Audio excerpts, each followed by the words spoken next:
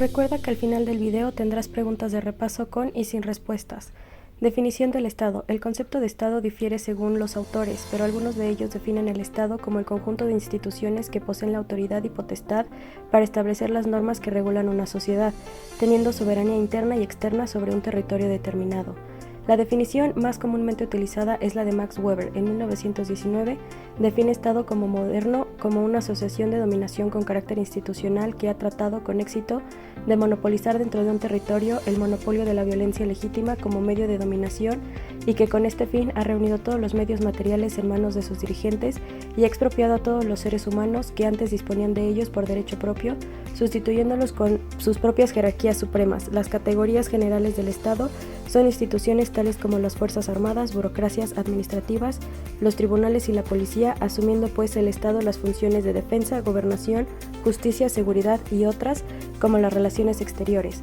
Probablemente la definición más clásica de Estado fue la citada por el jurista alemán Hermann Heller, que define al Estado como una unidad de dominación independiente en el exterior e interior, que actúa de modo continuo con medios de poder propios y claramente delimitando en lo personal y territorial.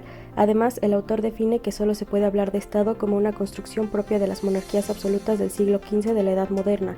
No hay Estado en la Edad Antigua, señala el autor. Asimismo, como evolución del concepto, se ha desarrollado el Estado de Derecho, por el que se incluyen dentro de la organización estatal aquellas resultantes del imperio de la ley y la división de poderes ejecutivo, legislativo y judicial, y otras funciones que emanan directamente de la nación, como la emisión de moneda propia. Otra definición comúnmente aceptada del Estado es la que se dio en la Convención de Montevideo sobre Derechos y Deberes de los Estados en 1933. Definió el Estado como un espacio que posee lo siguiente: una población permanente, un territorio definido y un gobierno que es capaz de mantener control efectivo sobre el territorio correspondiente y de conducir relaciones internacionales con otros estados. Confundiendo el problema de definición es que Estado y gobierno a menudo se usan como sinónimos en una conversación común e incluso en algunos discursos académicos. Según este esquema de definición, los estados son personas jurídicas de derecho internacional, los gobiernos son organizaciones de personas. La relación entre un gobierno y su estado es de representación y agencia autorizada. Elementos del Estado mexicano. Aunque la evolución del Estado mexicano ha dejado notar diversas características, sus elementos siempre serán los mismos. Pueblo o población. La población de un estado implica toda aquella persona que reside en territorio nacional. Sin embargo, México es un país con más de 11 millones de migrantes que viven en el exterior y intervienen en la situación del país de manera directa o indirecta a través del envío de remesas y su participación en proyectos productivos. De manera coordinada con el Gobierno Nacional, esto de acuerdo con el Instituto de los Mexicanos en el Exterior de la Secretaría de Relaciones Exteriores 2017. Para entender la situación actual del Estado mexicano es necesario conocer a detalle algunos números que permitan generar un diagnóstico del país. La población en territorio nacional asciende a 119.938.473 personas, de las cuales residen en 32 entidades federativas, de las que se destaca la Ciudad de México por la mayor concentración de habitantes, que asciende a 16.225.409. Territorio. De acuerdo con Pichardo, territorio como elemento geográfico del Estado es el espacio terrestre, aéreo y marítimo sobre el cual el ente estatal ejerce su poder y se define jurídicamente como un espacio tridimensional, incluyendo el espacio situado arriba y abajo del plano terrestre. Hacia abajo se supone que el ámbito territorial espacial adopta forma de un cono cuyo vértice se encuentra en el centro de la Tierra. Hacia arriba se ha reconocido la soberanía de cada estado sobre el espacio aéreo correspondiente a su superficie terrestre. En el artículo 42 de la Constitución, el territorio nacional queda integrado de la siguiente modo: partes integrantes de la Federación, es decir, 32 estados, islas incluyendo los arrecifes y cayos en los mares adyacentes, las islas de Guadalupe y las de Ribajigedo situadas en el Océano Pacífico, la plataforma continental y los zócalos submarinos de las islas, cayos y arrecifes, las aguas de los mares territoriales, en extensión y términos que fija el derecho internacional, el espacio situado sobre el territorio nacional. Antes de la conformación actual del territorio nacional, el Estado mexicano enfrentó diversas adversidades y presión política que derivaron en la pérdida de más de la mitad de su territorio. Al respecto, el INEGI señala que en 1822 México contaba oficialmente con la mayor extensión territorial de su historia, 22 provincias con más de 5 millones de kilómetros cuadrados. Para darse una idea, la extensión actual de América Central es de 500.000 kilómetros cuadrados, que representa tan solo una quinta parte de lo que hoy ocupa el territorio cedido, mismo que abarca los estados de Texas, Nuevo México, California, Arizona y Nevada. El 2 de febrero de 1848, el presidente interino de los Estados Unidos mexicanos, Manuel de la Peña y Peña, firmó el Tratado de Guadalupe Hidalgo, a través del cual México cedió a los Estados Unidos de América más de la mitad de su territorio. Con el propósito de poner fin a la guerra de intervención estadounidense, Peña y Peña firmó el Tratado de Guadalupe Hidalgo, en el que se cedió el territorio mexicano que actualmente constituye los estados de California, Arizona, Nevada, Utah y parte de Colorado, Nuevo México y Wyoming. Según se establece en este tratado de paz, amistad, límites y arreglo definitivo entre los Estados Unidos mexicanos y los Estados Unidos de América, estos últimos pagaron $15 millones como compensación por los daños al territorio mexicano durante la guerra. Otro de los aspectos del tratado dispone que se estableció al Río Bravo del Norte o Río Grande como la línea divisoria entre Texas y México.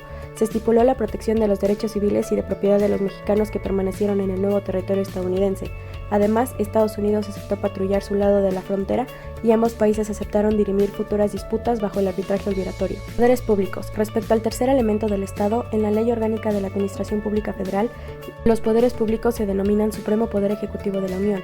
Para Pichardo, los poderes públicos equivalen a la soberanía del Estado en su doble dimensión de la independencia extrema y supremacía interna. También se acepta la tesis que sostiene que la soberanía radica originalmente en el pueblo. En México, la expresión única del poder público del Estado es la Constitución, misma que establece la forma de gobierno del Estado mexicano, la división de poderes y las garantías individuales y sociales de los mexicanos.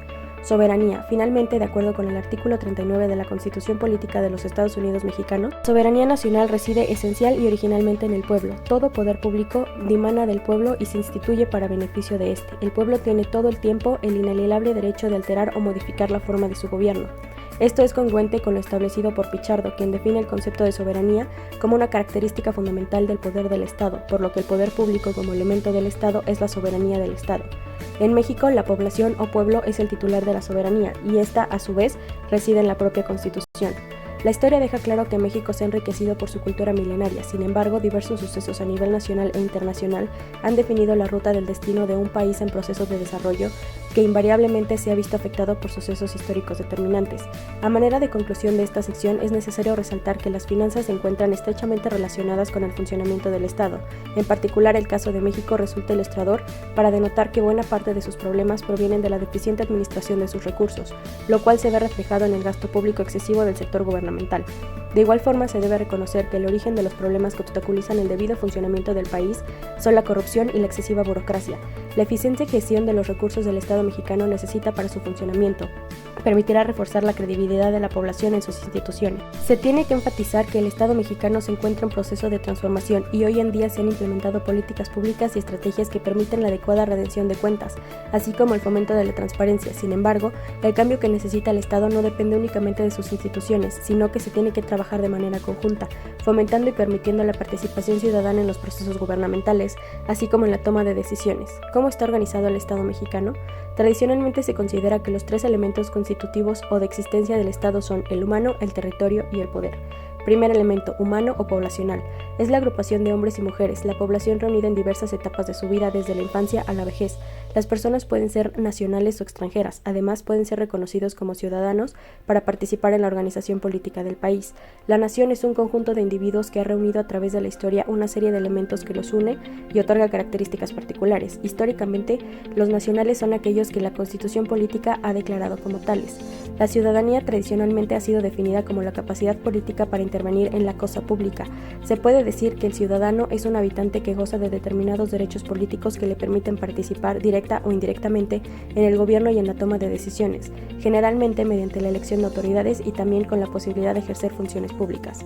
Segundo elemento, el territorio. Territorio nacional es un concepto geográfico referido a una porción de la superficie del planeta que pertenece y es administrada por un determinado estado, es decir, donde ejerce su soberanía. La nación de un estado requiere de un terreno para vivir, desplazarse, realizar actividades de desarrollo, etc. El territorio guarda riquezas relevantes para el desarrollo de la población que habita en él. El territorio está comprendido por espacio terrestre, comprende el suelo y subsuelo. El suelo constituye el territorio firme del estado encerrado dentro de sus límites o fronteras. El subsuelo abarca del suelo hacia el centro de la tierra. Además, el espacio terrestre comprende a islas y aguas nacionales o internas. Espacio marítimo, prolongación del espacio terrestre hacia el mar. Comprende el mar territorial y el mar patrimonial. El mar territorial es la extensión de la soberanía de un estado a una franja de mar adyacente a sus costas, incluyendo el lecho y el subsuelo marino. Abarca una sola comprendida entre la costa y las 12 millas marinas. La zona contigua es una zona donde el Estado ejerce jurisdicción y se extiende hasta las 24 millas marinas. El mar patrimonial es una zona económica exclusiva de 200 millas marinas, donde los estados ribereños o costañeros tienen la facultad de explotar sus riquezas, tanto renovables como no renovables, que se ubican en las aguas, suelo y subsuelo repentino. Espacio aéreo. Porción de la atmósfera terrestre. Corresponde a aquel que se encuentra sobre el espacio terrestre y mar territorial hasta la estratosfera. El espacio aéreo que queda fuera de esta delimitación es considerado espacio aéreo internacional. Espacio jurídico. Lugares que los tratados y las costumbres internacionales reconocen como parte de la jurisdicción estatal. Tercer elemento, el poder. Un pueblo que habita en un territorio requiere de cierta organización para actuar en conjunto. De tal modo, cuando la sociedad se estructura políticamente, surge el Estado. En el seno de esta institución existe organización, lo que implica dirección y normativas que conduzcan a sus integrantes, la nación, hacia los fines propuestos, el bien común. De acuerdo a autores como Thomas Hobbes, en la medida en la que no exista un poder soberano, en teoría cualquiera podría imponer su voluntad sobre otros basado únicamente en su fuerza o astucia, y no existiría nada seguro. Él llamó a esta situación, no necesariamente correspondiente con un periodo histórico existente, estado de naturaleza, en que las relaciones de los individuos constituyen una verdadera guerra de todos contra todos. Para este filósofo, la forma de determinar o evitar esta situación es mediante la creación de un orden artificial que garantice la paz social, para lo cual algunos de sus miembros deben estar dotados de poder de mando y un poder de coerción, ya que los objetivos propuestos no necesariamente pueden ser obtenidos por la colaboración espontánea de todos sus integrantes, sino por medio de la renuncia a ciertos derechos a favor del soberano encargado de resguardar el orden. De este modo, el origen de las sociedades estables está más relacionado con el miedo que con la buena voluntad. Así se explicaría la necesidad de que algunos gobiernen. La necesidad de una autoridad, de un poder, se hace imperiosa en una sociedad política tan compleja como la del Estado. De no existir, probablemente se vería en la anarquía, y las personas no sabrían cómo actuar para lograr un orden y una convivencia justa que les permitiera realizar los objetivos comunes en provecho de todos. Surge entonces como titular de este poder el Estado, y no como un individuo determinado. El poder del Estado se caracteriza por ser originario, su realidad y cualidades son inherentes e inseparables de su existencia. Autónomo, no existe otro poder de mayor jerarquía. Independiente del exterior, sus decisiones no dependen del fuera del Estado. Coactivo, posee el monopolio de la fuerza organizada al interior de la sociedad. Centralizado, emana de un centro de decisión política al cual la nación está subordinada, delimitado territorialmente, rige en el territorio del Estado y a los habitantes de este.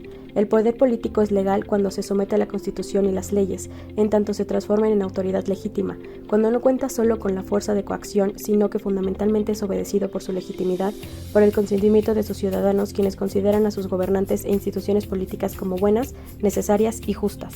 Una cualidad del poder del Estado es la soberanía, en el sentido que dicho poder no admite a ningún otro ni sobre él ni en congruencia con él.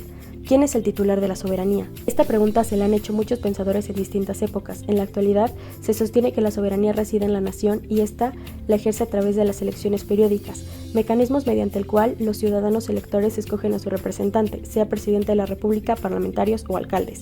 La Constitución política establece que la soberanía reside esencialmente en la nación. Su ejercicio se realiza por el pueblo a través del plebiscito y de elecciones periódicas, y también por las autoridades que esta Constitución establece. Ningún sector del pueblo ni individuo alguno puede atribuirse a su ejercicio. El Estado cuenta con 3 poderes, ejecutivo, legislativo, judicial, los cuales realizan funciones distintas entre sí. Esta división de poderes permite garantizar mejor la libertad y los derechos de las personas. Fin del Estado. El objetivo del Estado es el bien común. El bien común no se refiere al bien de todos como si todos fueran una unidad real, sino al conjunto de condiciones apropiadas para que todos, grupos intermedios y personas individuales, alcancen su bien particular.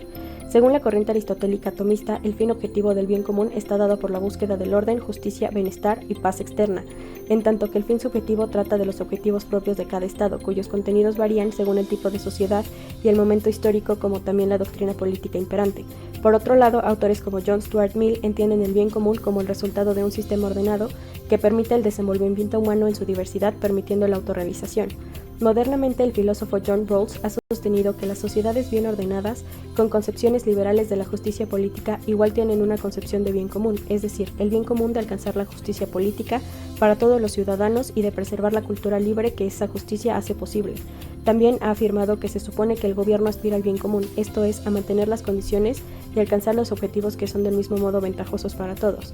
De acuerdo a la Constitución política chilena, la finalidad del Estado es estar al servicio de la persona humana, promoviendo el bien común. De tal modo, debe crear las condiciones que permitan a todos y a cada uno de los chilenos su mayor realización tanto espiritual como material.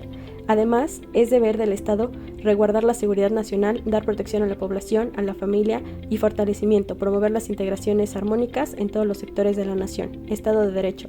Significa que el Estado está sometido a un ordenamiento jurídico el cual constituye la expresión auténtica de la idea de derecho vigente en la sociedad. Sus bases son imperio de ley. Las normas deben ser expresión de la voluntad popular y deben someterse a ella tanto gobernantes como gobernados. Distribución del poder estatal en diferentes órganos. De esta manera el poder del Estado no se concentra en una sola institución, sino que se distribuye permitiendo mayor eficiencia y los debidos controles, evitando arbitrariedades y abuso de poder. Legalidad de la administración y responsabilidad de las autoridades, sea penal, civil, administrativa y política. Respeto y garantía de los derechos humanos a través del ordenamiento jurídico, el que también contempla los mecanismos o recursos que se pueden interponer en caso de atropello o violación. Esta es una de las notas definitorias del Estado de Derecho, pues incluso en los regímenes totalitarios han existido normas, tribunales y leyes, pero estos se caracterizaban por la vulneración de los derechos esenciales de las personas. La República Mexicana. El vocablo república proviene del latín de la palabra res, que significa cosa, y pública, que tiene el mismo sentido de la palabra pública en español. Por tanto, república significa cosa pública, lo que atañe al interés común, a los asuntos de todos la comunidad política, en contraste con las cuestiones privadas como las relaciones familiares. Desde el punto de vista histórico, el concepto de república ha asumido tres significados vinculados entre sí que desarrollaremos muy brevemente. Más adelante abordaremos cuál ha sido la trayectoria del concepto en las constituciones y documentos constitucionales mexicanos para desembocar en las consecuencias que tienen el orden constitucional vigente. México es una república federal que proclamó su independencia de España el 16 de septiembre de 1810. El régimen republicano democrático representativo federal se estableció con la Constitución de 1824. La Constitución actualmente en vigor fue aprobada por el Congreso el 5 de febrero de 1917. El supremo poder de la Federación se divide para su ejercicio en los poderes legislativo, ejecutivo y judicial. El Poder Ejecutivo gobierna de conformidad con lo establecido por la legislación. Su titular, presidente constitucional de los Estados Unidos mexicanos, es elegido mediante elecciones directas cada 6 años y no puede ser reelegido. Para la ejecución de sus labores, el presidente tiene la facultad legal para nombrar a sus colaboradores más cercanos, que son los secretarios de Estado y el Procurador General de la República. La Administración Pública Federal está a cargo de las Secretarías de Estado y departamentos administrativos.